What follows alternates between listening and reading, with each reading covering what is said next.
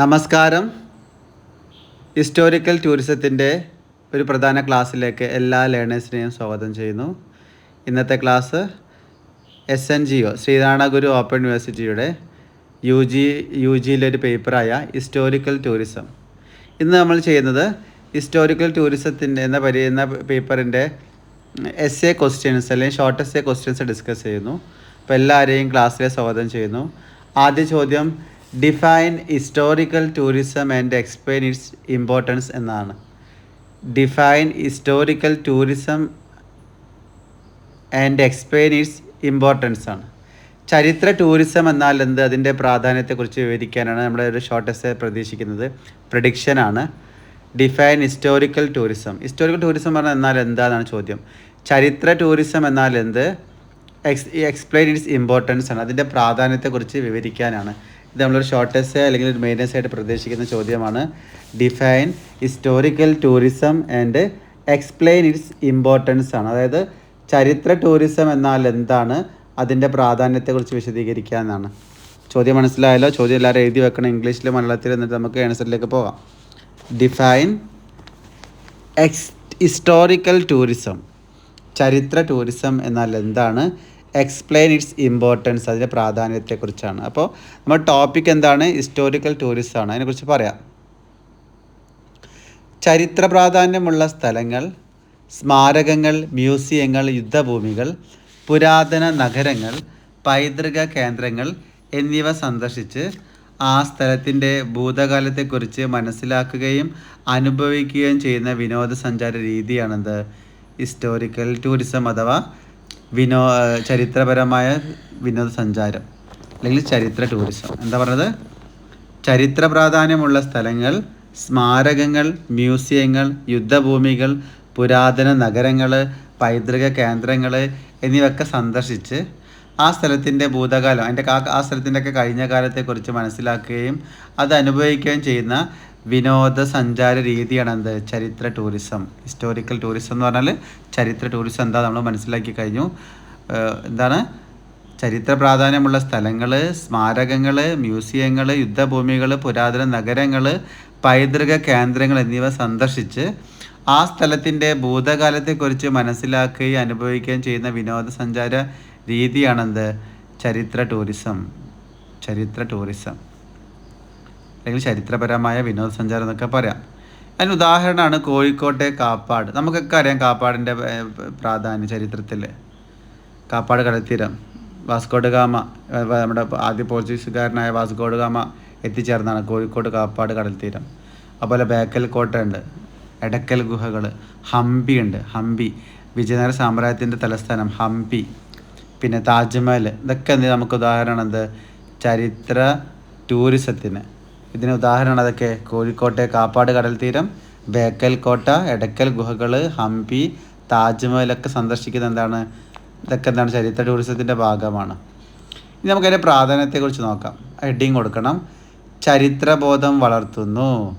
എന്തിനാണ് ടൂറ് പോകണം നമ്മൾ, ചരിത്ര സ്ഥലം എന്തിനാണ് നമ്മൾ സന്ദർശിക്കുന്നത്, ചരിത്രബോധം വളർത്തുന്നു. ചരിത്ര ടൂറിസത്തിൻ്റെ പ്രാധാന്യമാണ് ചരിത്രബോധം വളർത്തുന്നു. ആ ഹെഡിങ് കൊടുത്തിട്ട് എഴുതാം. പുസ്തകങ്ങളിൽ നിന്ന് വായിക്കുന്ന ചരിത്രം നേരിട്ട് കാണുമ്പോൾ അത് കൂടുതൽ ആഴത്തിൽ മനസ്സിലാക്കാൻ കഴിയും. നമ്മുടെ പൂർവികർ എങ്ങനെ ജീവിച്ചു, എന്തൊക്കെ നിർമ്മിച്ചു എന്നൊക്കെ നമുക്ക് നേരിട്ടറിയാം, എങ്ങനെ നേരിട്ട് പോയി കഴിഞ്ഞാൽ. അപ്പോൾ അതാണ് ഒരു പ്രാധാന്യം, ചരിത്രബോധം വളർത്തുന്നു. എന്ത്, ചരിത്ര ടൂറിസത്തിലൂടെ എന്ത് വളർത്തുന്നു, ചരിത്രബോധം വളർത്തുന്നു. നമ്മൾ നേരിട്ട് കണ്ട് മനസ്സിലാക്കുകയാണ്, അനുഭവിച്ചറിയണം. ഓക്കെ. രണ്ടാമത്തേൻ്റെ ഒരു നേട്ടം പറയുന്നത് സാംസ്കാരിക പൈതൃകം സംരക്ഷിക്കപ്പെടുന്നു. സഞ്ചാരികൾ വരുമ്പോൾ കിട്ടുന്ന വരുമാനം കൊണ്ട് പുരാതന സ്മാരകങ്ങളും കോട്ടകളും സംരക്ഷിക്കാൻ പുനരുദ്ധീകരിക്കാനൊക്കെ സാധിക്കും. അതിൻ്റെ മെയിൻ്റെനൻസ് ഉദ്ദേശിച്ചത്, അത് സൂക്ഷിക്കണമല്ലോ. അപ്പോൾ സൂക്ഷിക്കാൻ എന്ത് വേണം, അതിന് കാശ് വേണം. അപ്പോൾ സഞ്ചാരികൾ വരുമ്പോൾ എന്ത് കിട്ടാവും, എൻട്രി ഫീസിലൂടെ ഒക്കെ എന്ത് കിട്ടും, വരുമാനം കിട്ടും. ഈ വരുമാനം കൊണ്ട് പുരാതന സ്മാരകങ്ങളും കോട്ടകളും സംരക്ഷിക്കാനും പുനരുദ്ധീകരിക്കാനൊക്കെ സാധിക്കും. ഇല്ലെങ്കിൽ എന്ത് ചെയ്യും, അതൊക്കെ എന്താ നശിച്ചു പോകും. അപ്പോൾ സാംസ്കാരിക പൈതൃകം സംരക്ഷിക്കപ്പെടുന്നുള്ള പോയിന്റിൽ ഇതൊക്കെ എഴുതാം. പിന്നെ സാമ്പത്തിക വളർച്ച, ചരിത്ര സ്ഥലങ്ങളുള്ള പ്രദേശങ്ങളിൽ ഗൈഡുകൾ ഉണ്ടാവും, പിന്നെ ഹോട്ടലുകൾ, കടകളൊക്കെ ഉണ്ടാവും, കരകൗശല വസ്തുക്കളുടെ വിൽപ്പന, ചെറിയ ചെറിയ സ്റ്റാളുകളൊക്കെ ഉണ്ടാവും. ഓക്കെ, ഈ സാധനങ്ങളൊക്കെ വിൽക്കുന്ന ഷോപ്പിംഗ്, ഈ കരകൗശല വസ്തുക്കളുടെ വിൽപ്പന എന്നിവ വഴി തദ്ദേശീയർക്ക് എന്ത് ലഭിക്കും? തൊഴിലും വരുമാനവും ലഭിക്കുന്നു. ഇപ്പോൾ കേരളത്തിലെ ബേക്കൽ, പഴശ്ശിരാജ മ്യൂസിയം ഒക്കെ നല്ല ഉദാഹരണങ്ങളാണ്. പിന്നെ നമ്മുടെ കോഴിക്കോട് ബീച്ചൊക്കെ ഉൾപ്പെടുന്നതാണ്. അവിടെയൊക്കെ എന്ത് ചെയ്യുന്നു? സഞ്ചാരികൾ എത്തുമ്പോൾ ഒക്കെ അവർക്ക് അവിടെയൊക്കെ എന്തുണ്ട്? ഒരുപാട് ബിസിനസ് നടക്കുന്നുണ്ട്. പിന്നെ അതൊക്കെ നമുക്ക് അതിൽ എഴുതാം. പിന്നെ ദേശീയ ഐക്യവും അഭിമാനവും. സ്വന്തം നാടിൻ്റെ ചരിത്രം അറിയുമ്പോൾ അതിനോട് ആദരവും അഭിമാനവും തോന്നും. വ്യത്യസ്ത സംസ്ഥാനങ്ങളിൽ നിന്നുള്ളവർ പരസ്പരം സംസ്കാരം മനസ്സിലാക്കാൻ ഇത് സഹായിക്കും. അപ്പോൾ ദേശീയ ഐക്യവും അഭിമാനവും എന്നുള്ളതാണ് അടുത്ത പോയിന്റ്. വിദ്യാഭ്യാസ മൂല്യം. സ്കൂൾ കോളേജ് വിദ്യാർത്ഥികൾക്ക് പഠനം കൂടുതൽ രസകരമാക്കാൻ ഹിസ്റ്റോറിക്കൽ ടൂറിസം സഹായിക്കുന്നു. ഫീൽഡ് ട്രിപ്പൊക്കെ നമുക്ക് എന്ത് ചെയ്യുന്നത്? നേരിട്ട് കണ്ട് മനസ്സിലാക്കാൻ പറ്റും. വിദ്യാഭ്യാസ മൂല്യം. സ്കൂൾ കോളേജ് വിദ്യാർത്ഥികൾക്ക് പഠനം കൂടുതൽ രസകരമാക്കാൻ ഈ ചരിത്ര ടൂറിസം കൊണ്ട് സഹായിക്കുന്നു. ഫീൽഡ് ട്രിപ്പ് പോലുള്ളതാണ് ഉദാഹരണം. പിന്നെ അന്താരാഷ്ട്ര ബന്ധങ്ങൾ. വിദേശികൾ നമ്മുടെ ചരിത്രം അറിയാൻ വരുമ്പോൾ അത് സാംസ്കാരിക വിനിമയത്തിനും ടൂറിസം വഴിയുള്ള വിദേശ നാണ്യം നേടാനും സഹായിക്കുന്നു. ചുരുക്കത്തിൽ ഈ ചരിത്ര ടൂറിസം, ഹിസ്റ്റോറിക്കൽ ടൂറിസം എന്നത് ഭൂതകാലത്തെ വർത്തമാനകാലവുമായി ബന്ധിപ്പിക്കുന്ന ഒരു പാലമാണ്. അതാണ് പോയിന്റ്. ഭൂതകാലത്തെ വർത്തമാനകാലവുമായി ബന്ധിപ്പിക്കുന്ന ഒരു പാലമാണ് എന്ത്? ഹിസ്റ്റോറിക്കൽ ടൂറിസം അഥവാ ചരിത്ര വിനോദസഞ്ചാരം അല്ലെങ്കിൽ ചരിത്ര ടൂറിസം എന്ന് പറയുന്ന എന്താർത്ഥം? ഭൂതകാലത്തെ വർത്തമാനകാലവുമായി ബന്ധിപ്പിക്കുന്ന ഒരു പാലമാണ്. അത് നമ്മൾ ആരാണെന്നും ഓർമ്മിപ്പിക്കുകയും നമ്മുടെ വേരുകൾ മറക്കാതിരിക്കാൻ സഹായിക്കുകയും ചെയ്യുന്നു. അപ്പോൾ ഇതൊക്കെ നമുക്ക് എന്തിൽ എഴുതാം? ചരിത്ര ടൂറിസത്തിൽ എഴുതാം. അപ്പോൾ ആദ്യം ചരിത്ര ടൂറിസം എന്താണെന്ന് എഴുതണം. പിന്നെ ചരിത്ര ടൂറിസത്തിൻ്റെ എന്താണ് പ്രാധാന്യം, ആ പ്രാധാന്യത്തിൻ്റെ ലിസ്റ്റ് അവിടെ പറഞ്ഞിരിക്കുന്നത് എന്താ? ചരിത്രബോധം വളർത്തുന്നു, സാംസ്കാരിക പൈതൃകം സംരക്ഷിക്കപ്പെടുന്നു, സാമ്പത്തിക വളർച്ച, ദേശീയ ഐക്യവും അഭിമാനവും, വിദ്യാഭ്യാസ മൂല്യം, അന്താരാഷ്ട്ര ബന്ധങ്ങൾ, ഇതൊക്കെ നമുക്ക് എന്ത് ചെയ്താം? അതിൻ്റെ പ്രാധാന്യത്തിൽ എഴുതാൻ പറ്റുന്നതാണ്. അപ്പോൾ ചോദ്യം മനസ്സിലായെന്ന് വിചാരിക്കുന്നു. ചരിത്ര പ്രാധാന്യത്തെ ഇതിൻ്റെ ചരിത്ര ടൂറിസത്തിന് എന്നാൽ എന്താണ്? ചരിത്ര ടൂറിസത്തിൻ്റെ പ്രാധാന്യം. ഇനി അടുത്തൊരു ക്വസ്റ്റ്യൻ നോക്കൂ. Explain the role of archaeology in tourism. Explain the role of archaeology in tourism. ടൂറിസത്തിലെ പുരാവസ്തു ശാസ്ത്രത്തിൻ്റെ പങ്ക് വിശദീകരിക്കാനാണ്. ടൂറിസത്തിലെ പുരാവസ്തു ശാസ്ത്രത്തിന് എന്താണ് ബന്ധം വിശദീകരിക്കാനാണ് പറഞ്ഞിരിക്കുന്നത്.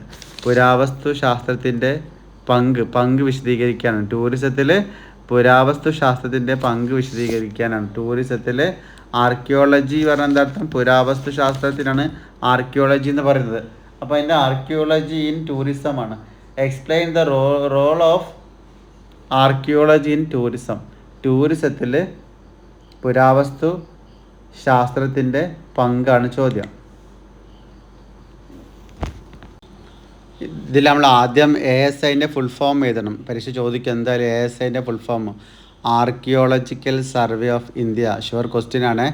ഭാരത പുരാവസ്തു വകുപ്പ്. ASIൻ്റെ ഫുൾ ഫോം എന്താണ്? Archaeological survey of India.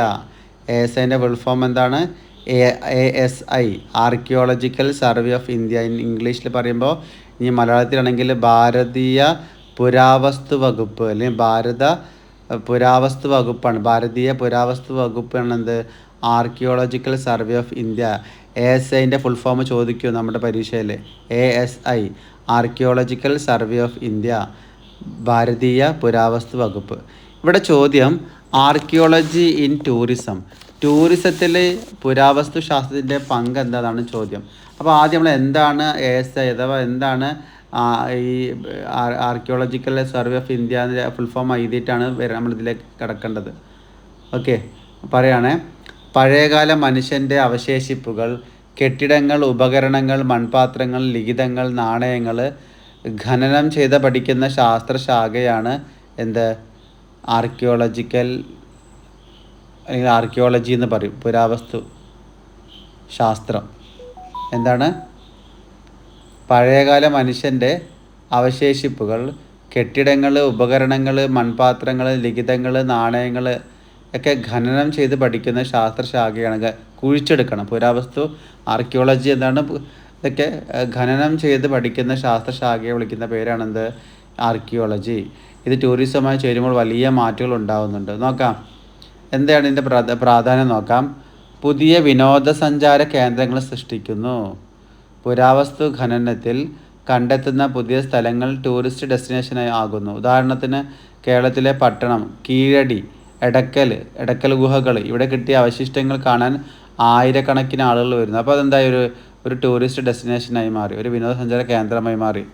അപ്പോൾ പുതിയ വിനോദസഞ്ചാര കേന്ദ്രങ്ങൾ സൃഷ്ടിക്കുന്നു. എന്ത് മുഖേന? ഈ ആർക്കിയോളജി മുഖേന, പുരാവസ്തു ശാസ്ത്രം മുഖേനയാണ് ഇപ്പോൾ പുതിയ വിനോദസഞ്ചാര കേന്ദ്രങ്ങൾ സൃഷ്ടിക്കുന്നു. പിന്നെ അടുത്ത പ്രാധാന്യം ചരിത്രത്തിന് തെളിവ് നൽകുന്നു. കഥകളും ഐതിഹ്യങ്ങളും മാത്രം പോരാ, പുരാവസ്തു തെളിവുകൾ ഉള്ളപ്പോൾ ഒരു സ്ഥലത്തിൻ്റെ ചരിത്രപരമായ മൂല്യം കൂടും. കൂടുതൽ സഞ്ചാരികൾ ആകർഷിക്കപ്പെടും. കാപ്പാട് വാസ്കോഡഗാമ വന്നിറങ്ങി എന്ന് പറയുന്നതിനൊപ്പം അവിടെ നിന്ന് കിട്ടിയ പോർച്ചുഗീസ് കാലത്തെ വസ്തുക്കൾ കാണിക്കുമ്പോൾ അനുഭവം മാറും. ഇനി പ്രാദേശിക സമ്പദ് വ്യവസ്ഥയെ ഉയർത്തുന്നു. നമ്മൾ നേരത്തെ പറഞ്ഞു, ഖനനം നടക്കുന്ന സ്ഥലങ്ങളിൽ മ്യൂസിയം ഉണ്ടാവും, light and sounds show, guide service കാണാം, സുവനീർ പുസ്തകങ്ങൾ ഉണ്ടാവും, കടകൾ എന്നിവയൊക്കെ വരും. നാട്ടുകാർക്കും ജോലി കിട്ടും. ഉദാഹരണത്തിന് ഹംപി, മോഹൻജോദാരോ പോലുള്ള സ്ഥലങ്ങൾ ആ പ്രദേശത്തിൻ്റെ മുഖം തന്നെ മാറ്റി. അവിടെ ഇങ്ങനെ സഞ്ചാരികൾ വന്നിട്ട് ആ പ്രദേശത്തിൻ്റെ മുഖം തന്നെ മാറി എന്നാണ് പറഞ്ഞിരിക്കുന്നത്. പിന്നെ വിദ്യാഭ്യാസ ടൂറിസം വളർത്തുന്നു. സ്കൂൾ കോളേജ് വിദ്യാർത്ഥികൾ, ഗവേഷകർ, ചരിത്ര സ്നേഹികൾ എന്നിവർ പുരാവസ്തു കേന്ദ്രങ്ങൾ സന്ദർശിക്കാൻ താല്പര്യപ്പെടുന്നു. അതാണ് സ്റ്റഡി ടൂർ. ഹെറിറ്റേജ് വാക്ക് ഒക്കെ ഇതിൻ്റെ ഭാഗമാണ്. പിന്നെ സംസ്കാരം സംരക്ഷിക്കപ്പെടും. പുരാവസ്തു ഗവേഷണം ഇല്ലായിരുന്നെങ്കിൽ പല പുരാതന നിർമ്മിതികളും മണ്ണിനടിയിൽ തന്നെ കിടന്നേനെ. അവ കണ്ടെത്തി സംരക്ഷിച്ച് പ്രദർശിപ്പിക്കുമ്പോൾ അടുത്ത തലമുറയ്ക്ക് കൂടി അത് കാണാൻ പറ്റും. പിന്നെ അന്താരാഷ്ട്ര ശ്രദ്ധ കിട്ടുന്നു. ഇപ്പോൾ യുനെസ്കോ പോലുള്ള ലോക പൈതൃക പട്ടികയിൽ കയറുന്ന മിക്ക സ്ഥലങ്ങളും പുരാവസ്തു പ്രാധാന്യമുള്ളവയാണ്. അങ്ങനെ വരുമ്പോൾ വിദേശ സഞ്ചാരികൾ കൂടും, രാജ്യത്തിൻ്റെ യശസ്സ് ഉയരും. അതായത് യുനെസ്കോയിലൊക്കെ ഒരു പേര് വന്നാൽ, യുനെസ്കോ പോലുള്ള ലോക പൈതൃക പട്ടികയിലെ കയറുന്ന മിക്ക സ്ഥലങ്ങളും പുരാവസ്തു പ്രാധാന്യമുള്ളവയായി മാറും. അങ്ങനെ വരുമ്പോൾ അതൊക്കെ വിദേശ സഞ്ചാരികൾ കൂടും, രാജ്യത്തിൻ്റെ യശസ്സ് ഉയരും. ഇപ്പോൾ കേരളത്തിൽ ഉദാഹരണം പറയുകയാണെങ്കിൽ മുസിരീസ് പൈതൃക പദ്ധതി നോക്കൂ. ഇന്നത് മുസിരീസ് മ്യൂസിയം, സിൻഡിക്കേറ്റ് വാക്ക്, ബോട്ട് യാത്ര എന്നിവയൊക്കെയായി മാറി. ഒരു വലിയ ടൂറിസം സർക്യൂട്ടായി മാറി. ഇപ്പോൾ ഉദാഹരണത്തിന് കൊടുങ്ങല്ലൂർ, പറവൂർ മേഖലയ്ക്ക് മൊത്തം ഉണർവ് കിട്ടി കൊടുങ്ങല്ലൂർ കൊണ്ട്. പിന്നെ കൊടുങ്ങല്ലൂർ, പറവൂർ മേഖലയ്ക്ക് മൊത്തം ഉണർവ് കിട്ടി. ചുരുക്കത്തിൽ പുരാവസ്തു ശാസ്ത്രം ഇല്ലെങ്കിൽ, അത് ഹിസ്റ്റോറിക്കൽ ടൂറിസം ഇല്ലെങ്കിൽ വെറും ഒരു കെട്ടുകഥ മാത്രമായി ചരിത്രം എന്ന് പറയുന്നുണ്ട്. പുരാവസ്തു ശാസ്ത്രമാണ് അതിന് ശാസ്ത്രീയമായ അടിത്തറയും തെളിവും കൊടുക്കുന്നത്.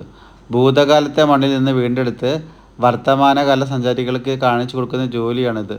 ഭൂതകാലത്തെ മണ്ണിൽ നിന്ന് വീണ്ടെടുത്ത് വർത്തമാനകാല സഞ്ചാരികൾക്ക് കാണിച്ചു കൊടുക്കുന്ന ജോലിയാണ് ആര് ചെയ്യുന്നത്? പുരാവസ്തു വകുപ്പ് ചെയ്യുന്നത്. ആർക്കിയോളജിക്കൽ ഡിപ്പാർട്ട്മെൻറ്റ് ചെയ്യുന്നത് എന്താണ്? നമുക്ക് അങ്ങനെ ഒരു നിർവചനത്തിൽ കൊടുക്കാം. ഭൂതകാലത്തെ മണ്ണിൽ നിന്ന് വീണ്ടെടുത്ത് വർത്തമാനകാലത്തെ സഞ്ചാരികൾക്ക് കാണിച്ചു കൊടുക്കുന്ന ജോലിയാണ് ആര് ചെയ്യുന്നത്? ആർക്കിയോളജി ഡിപ്പാർട്ട്മെൻറ്റ് ചെയ്യുന്നത്. പുരാവസ്തു ശാസ്ത്രം ചെയ്യുന്നതാണ് എന്താണ്? ഭൂതകാലത്തെ മണ്ണിൽ നിന്ന് വീണ്ടെടുത്തിട്ട് വർത്തമാനകാല സഞ്ചാരികൾക്ക് കാണിച്ചു കൊടുക്കുന്നു. തുടക്കം ചെയ്ത് നമ്മൾ ASI എന്താണ് ചെയ്തത്? ആർക്കിയോളജിക് സർവേ ഓഫ് ഇന്ത്യ, ഭാരതീയ പുരാവസ്തു എഴുതണം വകുപ്പ്.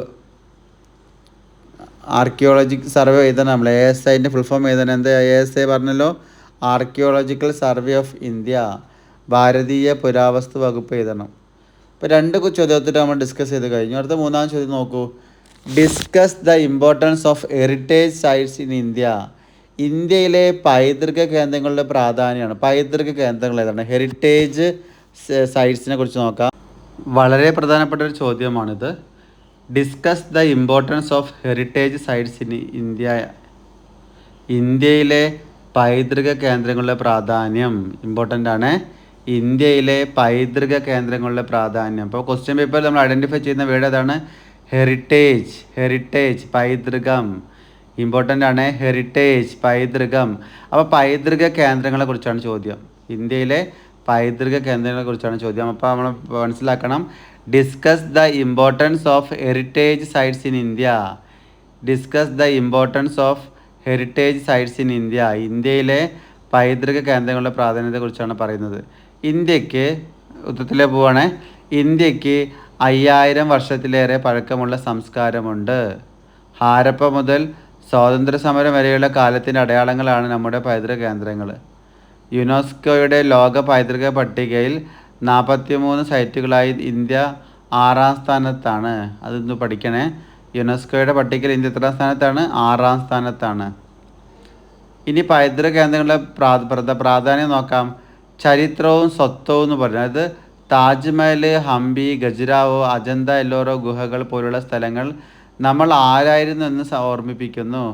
മുഗളന്മാരുടെ പുരാവസ്തു വിദ്യ, ചോളന്മാരുടെ ക്ഷേത്ര നിർമ്മാണ വൈദഗ്ധ്യം, ബുദ്ധ ജൈന സംസ്കാരം, ഇതെല്ലാം നേരിട്ട് കാണാൻ പറ്റുന്നത് പൈതൃക കേന്ദ്രങ്ങളിലൂടെയാണ്. ഇത് ദേശീയ അഭിമാനം വളർത്തുന്നു. അടുത്തത് ടൂറിസവും സമ്പദ് വ്യവസ്ഥയും. ഇന്ത്യയിലേക്ക് വരുന്ന 40% വിദേശ സഞ്ചാരികളും വരുന്നത് പൈതൃക കേന്ദ്രങ്ങൾ കാണാനാണ്. 2023 താജ്മഹൽ മാത്രം 68 ലക്ഷം സന്ദർശകരെ ആകർഷിച്ചു പറയുന്നുണ്ട്. ഇതുവഴി അവിടുത്തെ ഗൈഡുകൾ, ഹോട്ടലുകൾ, ഓട്ടോ ടാക്സി ഡ്രൈവർമാർ, കരകൗശല തൊഴിലുകൾ, കച്ചവടക്കാർ എന്നിങ്ങനെ ലക്ഷക്കണക്കിന് ആളുകൾക്ക് എന്തായാലും ജീവിതമാർഗം തുറന്നു കിട്ടുക ചെയ്യുന്നത്. സാംസ്കാരിക വൈവിധ്യത്തിൻ്റെ തെളിവ്. ഒരു രാജ്യത്ത് ഇത്രയധികം മതങ്ങൾ, ഭാഷകൾ, വാസ്തുവിദ്യാ ശൈലികൾ ഒരുമിച്ച് നിലനിർത്തുന്നതിൻ്റെ തെളിവാണ് നമ്മുടെ പൈതൃകം. സാഞ്ചി സ്തൂപം ബുദ്ധമതത്തിൻ്റെ, കൊണാർക്ക്, പിന്നെ ഇവിടെ പറയുന്നത് കൊണാർക്ക് സൂര്യക്ഷേത്രം ഹിന്ദുമതത്തിൻ്റെ, പിന്നെ ഫത്തേപൂർ സിക്രി ഇസ്ലാം സംസ്കാരത്തിൻ്റെ, ഗോവയിലെ പള്ളികൾ ക്രിസ്തുമതത്തിൻ്റെ അടയാളങ്ങളാണ്. ഇതൊക്കെ എന്താണ്? വൈവിധ്യത്തിൽ ഏകത്വം എന്ന ഇന്ത്യൻ ആശയം ലോകത്തിന് കാണിച്ചു കൊടുക്കുന്നു. അപ്പോൾ ഇത്രയും നമ്മൾ എന്തിലെഴുതണം? നമ്മൾ ഹെറിറ്റേജ് സൈറ്റ്സ്, ഇന്ത്യയിലെ പൈതൃക കേന്ദ്രങ്ങളുടെ പ്രാധാന്യത്തെക്കുറിച്ച് എഴുതുമ്പോൾ ഇതൊക്കെ എഴുതണം. അടുത്തത് ഒരു ചോദ്യം മ്യൂസിയത്തെ കുറിച്ചിട്ടാണ്. റോൾ ഓഫ് മ്യൂസിയം ആണ്. നിങ്ങൾ ഇംഗ്ലീഷ് അങ്ങനെ എഴുതി വെക്കാം. റോൾ ഓഫ് മ്യൂസിയം, അതായത് മ്യൂസിയത്തിൻ്റെ പങ്കാണ്. അങ്ങനെ ഒരു ചോദ്യം നമുക്ക് ഇപ്പോൾ സാധ്യതയുണ്ട്, മ്യൂസിയത്തെക്കുറിച്ചുള്ള ചോദ്യം. അപ്പോൾ കണ്ടൻറ് എന്താണ്? മ്യൂസിയമാണ്. അപ്പോൾ അതിൻ്റെ ഉത്തരത്തിലേക്ക് പോവാം. ചോദ്യം എന്ന് പറയാം. Explain the role of museum in promoting tourism. Explain the role of museums in promoting tourism. അതായത് ടൂറിസത്തിൽ മ്യൂസിയങ്ങളുടെ പങ്കിനാണ്. മ്യൂസിയങ്ങളുടെ പങ്ക്, അതായത് മ്യൂസിയങ്ങളെ കുറിച്ച് ഏതാണ് പറഞ്ഞിരിക്കുന്നത്? മ്യൂസിയങ്ങൾ. ഇങ്ങനെയാണ് ഉത്തരം. മ്യൂസിയങ്ങൾ വെറും പഴയ സാധനങ്ങൾ സൂക്ഷിക്കുന്ന കെട്ടിടമല്ല. മ്യൂസിയങ്ങളെ വെറും പഴയ സാധനങ്ങൾ സൂക്ഷിക്കുന്ന കെട്ടിടമല്ല.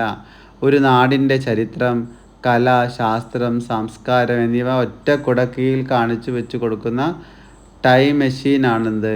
ഈ മ്യൂസിയം. ടൂറിസം വളർത്തുന്നതിൽ മ്യൂസിയങ്ങൾ വലിയ പങ്ക് വഹിക്കുന്നുണ്ട്. മ്യൂസിയങ്ങൾ ടൂറിസത്തെ എങ്ങനെ സഹായിക്കുന്നു നോക്കാം. ഇവിടെ മസ്റ്റ് വിസിറ്റ് എന്നുണ്ട്. അതായത് മസ്റ്റ് വിസിറ്റ് ഡെസ്റ്റിനേഷൻ ആകുന്ന പല സഞ്ചാരികളും ഒരു സ്ഥലം തിരഞ്ഞെടുക്കുന്നതിൻ്റെ അവിടുത്തെ മ്യൂസിയം നോക്കിയാണ്. ഇപ്പോൾ പാരീസിൽ പോകുന്നവർ ലൂവർ മ്യൂസിയം കാണാതെ മടങ്ങില്ല. അതുപോലെ തന്നെ ഡൽഹിയിൽ പോകുന്നവർ എന്ത് ചെയ്യും? നാഷണൽ മ്യൂസിയം കാണും അവിടുത്തെ. ഇനി കൊൽക്കത്തയിൽ പോകുന്നവർ എന്ത് ചെയ്യും? ഇന്ത്യൻ മ്യൂസിയം കാണും. മുംബൈയിൽ എന്താണ്? ഛത്രപതി ശിവജി മഹാരാജ് വസ്തു സംഗ്രഹാലയം എന്നിവ ഈ ടൂറിസത്തിൻ്റെ എന്താണ്? പ്രധാന ആകർഷണങ്ങളാണ്. അപ്പോൾ ചരിത്രം എളുപ്പത്തിൽ മനസ്സിലാക്കാം. കോട്ടകളും സ്മാരകങ്ങളും കാണുമ്പോൾ ഇതെന്താണെന്ന ചോദ്യം വരും. എന്നാൽ മ്യൂസിയങ്ങൾ അതിനുള്ള ഉത്തരം തരും. അവിടെ കിട്ടിയ നാണയങ്ങൾ, ആയുധങ്ങൾ, വസ്ത്രങ്ങൾ, രേഖകൾ എന്നിവ വിവരണങ്ങളോടെ പ്രദർശിപ്പിക്കുമ്പോൾ സഞ്ചാരികൾക്ക് കഥ മുഴുവൻ മനസ്സിലാവും. അത് ഉപയോഗിച്ച കാലഘട്ടം, അത് ഉപയോഗിച്ച രാജാവിൻ്റെ പേരൊക്കെ അതാണ് പറഞ്ഞിരിക്കുന്നത്. ഇത് വിവരങ്ങൾ പ്രദർശിക്കുമ്പോൾ സഞ്ചാരികൾക്ക് കഥ മുഴുവൻ മനസ്സിലാകും. ഉദാഹരണത്തിന് കോഴിക്കോട്ടെ പഴശ്ശിരാജ മ്യൂസിയം കണ്ടാൽ പഴശ്ശി സമരത്തിൻ്റെ പൂർണ്ണ ചിത്രം കിട്ടും. പിന്നെ കാലാവസ്ഥ നിയന്ത്രിക്കുന്നുണ്ട്, അല്ലെ അതിജീവിക്കുന്നുണ്ട്. മഴക്കാലത്തും കടുത്ത വേനലിലും പുറത്തെ സ്മാരകങ്ങൾ കാണാൻ ബുദ്ധിമുട്ടാണ്. പക്ഷേ മ്യൂസിയം ഈസിയായിട്ട് ആ ഹാളിൽ സുഖമായി കാണാം. അതുകൊണ്ട് ഓഫ് സീസണിൽ പോലും സഞ്ചാരികളെ ആകർഷിക്കാൻ ആർക്ക് പറ്റും? മ്യൂസിയങ്ങൾക്ക് പറ്റും. മഴക്കാലത്തും കടുത്ത വേനലിലെ പുറത്തെ സ്മാരകങ്ങൾ കാണാൻ ബുദ്ധിമുട്ടാണ്. പക്ഷേ മ്യൂസിയം AC ഇട്ട ഹാളിൽ സുഖമായി കാണാമെന്ന് പറയുന്നത്. മ്യൂസിയം ഇപ്പോൾ ഉള്ളിലാണ് ഉണ്ടാവല്ലേ, നമ്മൾ ചില അലമാരിലാണ് വയ്ക്കുക മ്യൂസിയത്തിലെ സാധനങ്ങളൊക്കെ. അതാണ് അവിടെ സൂചിപ്പിച്ചത്. പിന്നെ പ്രാദേശിക സംസ്കാരം മെച്ചപ്പെടുത്തുന്നു.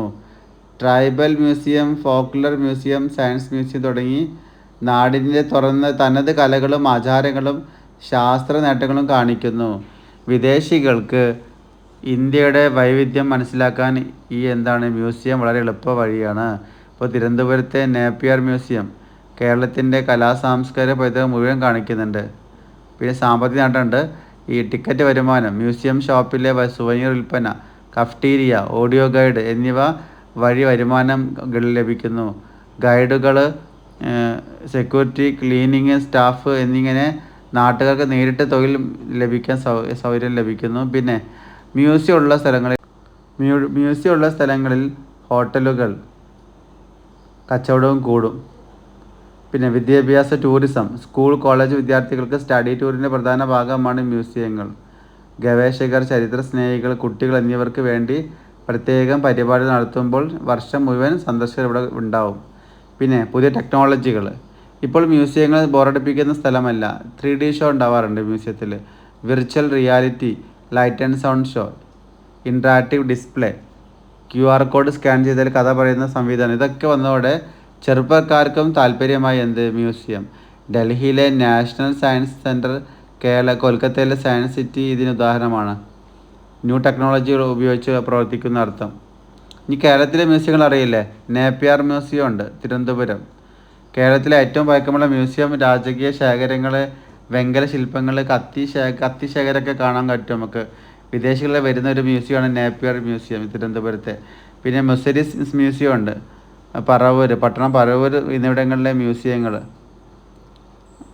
മുസരീസ് പൈതൃക മ്യൂസിയം. പിന്നെ ടീ മ്യൂസിയം ഉണ്ട് മൂന്നാറിൽ, തേയിലയുടെ കഥ പറയുന്ന ടീ മ്യൂസിയം. പിന്നെ ബയോഡൈവേഴ്സിറ്റി മ്യൂസിയം ഉണ്ട് വള്ളക്കടവ്, കേരളത്തിൻ്റെ ജൈവവൈവിധ്യം പരിചയപ്പെടുത്തുന്നു. ഇതൊക്കെയാണ് മ്യൂസിയത്തെക്കുറിച്ച് നമ്മളൊന്നും പഠിച്ചിരിക്കേണ്ടതാണ്, ഇമ്പോർട്ടൻ്റ് ആണ്. നമ്മൾ ഒരു ഷോർട്ടസ്റ്റ് ക്വസ്റ്റ്യൻ അവിടെ ഡിസ്കസ് ചെയ്തത്. ഒന്നുകൂടെ ക്വസ്റ്റ്യൻ വായിച്ച് ക്ലാസ് നിർത്തുകയാണ്. First question define historical tourism and explain the importance ആണ്. അതായത് ചരിത്ര ടൂറിസം എന്നാൽ എന്താണ്, അതിൻ്റെ പ്രാധാന്യം വിശദീകരിക്കുക എന്നാണ് ചോദ്യം. ഒന്നുകൂടെ പറയാം. Define historical tourism and explain the importance. ചരിത്ര ടൂറിസം എന്നാൽ എന്താണ്, അതിൻ്റെ പ്രാധാന്യം വിശദീകരിക്കാനാണ് ഒരു ഷോർട്ടസ്റ്റ് ക്വസ്റ്റ്യൻ. അടുത്ത നോക്കൂ, 5 മാർക്കിൻ്റെ ചോദ്യമാണ്, ഒരു ഇത്ര മിനിമം. അടുത്ത നോക്കൂ, explain the role of archaeology in tourism. ടൂറിസത്തിൽ പുരാവസ്തു ശാസ്ത്രത്തിൻ്റെ പങ്ക് വിശദീകരിക്കാൻ. ആർക്കിയോളജി എന്താണ്? പുരാവസ്തു ശാസ്ത്രം. അതിൻ്റെ ASI പറഞ്ഞാണ് അല്ലേ. ആർക്കിയോളജി സർവേ ഓഫ് ഇന്ത്യ, ഭാരതീയ പുരാവസ്തു വകുപ്പ് ഇവിടെ പറഞ്ഞു. ഓക്കെ, ASIനെ കുറിച്ച് ആ ചോദ്യം, രണ്ടാമത്തെ ചോദ്യം. മൂന്നാമത്തെ എന്താ പറഞ്ഞത്? ഹെറിറ്റേജ് സൈറ്റ്സ് ആണ്, പൈതൃക കേന്ദ്രങ്ങളുടെ പ്രാധാന്യം. ഇന്ത്യയിലെ പൈതൃക കേന്ദ്രങ്ങളെ കുറിച്ചൊരു നോട്ട് തയ്യാറാക്കി പഠിക്കണം, ഇമ്പോർട്ടൻ്റ് ആണ്. ഹെറിറ്റേജ് സൈറ്റ്സ് എന്താ? ഹെറിറ്റേജ് നമ്മൾ ആ വേർഡ് ഐഡൻറ്റിഫൈ ചെയ്യുന്നത്. ക്വസ്റ്റ്യൻ ഇംഗ്ലീഷിലാണല്ലോ, അപ്പോൾ ആ ഹെറിറ്റേജ് ആണ് നമ്മൾ മനസ്സിലാക്കേണ്ടത്. ഹെറിറ്റേജ് എന്താണ്? പൈതൃക കേന്ദ്രങ്ങളെ കുറിച്ചുള്ളതാണ്. നേരത്തെ പറഞ്ഞ ഹിസ്റ്റോറിക്കൽ ടൂറിസം പറഞ്ഞാൽ എന്താണ്? ചരിത്ര ടൂറിസമാണ്. രണ്ടാമത് പറഞ്ഞ ആർക്കിയോളജി എന്താണ്? പുരാവസ്തു ശാസ്ത്രമാണ്, അതിൻ്റെ പങ്കാണ് ചോദിച്ചിരിക്കുന്നത്. ദെൻ മൂന്നാമത്തെ ക്വസ്റ്റ്യൻ എന്തായിരുന്നു? നമ്മൾ ഹെറിറ്റേജ് സൈറ്റ്സ് ഓഫ് ഇന്ത്യ പറഞ്ഞു. ഇനി നാലാമത്തെ ക്വസ്റ്റ്യൻ, 4 ക്വസ്റ്റ്യൻ ഡിസ്കസ് ചെയ്ത് നമ്മൾ. നാലാമത്തെ ക്വസ്റ്റ്യൻ എന്തായിരുന്നു? Explain the role of museums in promoting ടൂറിസമാണ്. അതായത് ടൂറിസത്തിൽ മ്യൂസിയങ്ങളുടെ പങ്കാണ്. അപ്പോൾ അവിടെ ടോപ്പിക്ക് മ്യൂസിയമാണ്. അപ്പോൾ മ്യൂസിയത്തെ കുറിച്ചിട്ട് എന്ത് ചെയ്യണം? നോട്ട് തയ്യാറാക്കി പഠിക്കണം, ഇമ്പോർട്ടൻ്റ് ആണ്. വോയിസ് ആവർത്തിച്ച് കെട്ടി നോട്ട് ചെയ്താൽ നിങ്ങൾക്ക്, അല്ലെങ്കിലും നിങ്ങൾക്ക് എന്ത് ചെയ്യാം, നോട്ട് എഴുതി പഠിച്ച് മനസ്സിലാക്കി പഠിക്കണം. കാരണം ഇതാണ് ഈ 4 ക്വസ്റ്റ്യനാണ് ഷോർട്ട് എസ്സേയിൽ നമ്മൾ പ്രതീക്ഷിക്കുന്ന പ്രഡിക്ഷനായിട്ട് വരുന്ന എസ്സേസ്. ചോദ്യം മനസ്സിലായെന്ന് കാണുന്നു. ഈ ക്ലാസ് ഇവിടെ അവസാനിപ്പിക്കുന്നു. അപ്പോൾ എല്ലാവർക്കും ക്ലാസ് നന്നായിട്ട് മനസ്സിലാക്കാൻ കഴിയട്ടെ, നല്ല രീതിയിൽ പരീക്ഷ എഴുതാൻ കഴിയട്ടെ, നല്ല മാർക്ക് സ്കോർ ചെയ്യാൻ കഴിയട്ടെ എന്ന് ആശംസിക്കുന്നു. ഈ ക്ലാസ് ഇവിടെ അവസാനിപ്പിക്കുന്നു. നിങ്ങൾ ഒരു കാര്യം കൂടി പറയട്ടെ, പരീക്ഷാ ക്വസ്റ്റ്യൻ പേപ്പറിലെ നിങ്ങളൊന്നും ഒഴിവാക്കരുത്. ആൻസർ ക്വസ്റ്റ്യൻ കാണുമ്പോൾ അതിൻ്റെ മലയാളം മനസ്സിലാക്കിയിട്ട് എന്തെങ്കിലുമൊക്കെ എന്ത് ചെയ്യണം? അറ്റൻഡ് ചെയ്യണം. അതുമായി ബന്ധപ്പെട്ട് നേരിട്ട് ഉത്തരം അറിയില്ലെങ്കിലും അതുമായി ബന്ധപ്പെട്ട് എന്തെങ്കിലുമൊക്കെ എഴുതിയിട്ട് എല്ലാ ചോദ്യങ്ങൾക്കും ഉത്തരം എഴുതണം. ഓക്കെ, അപ്പോൾ ഈ ക്ലാസ് ഇവിടെ അവസാനിപ്പിക്കുന്നു. എല്ലാവർക്കും നന്ദി, നമസ്കാരം, താങ്ക് യു.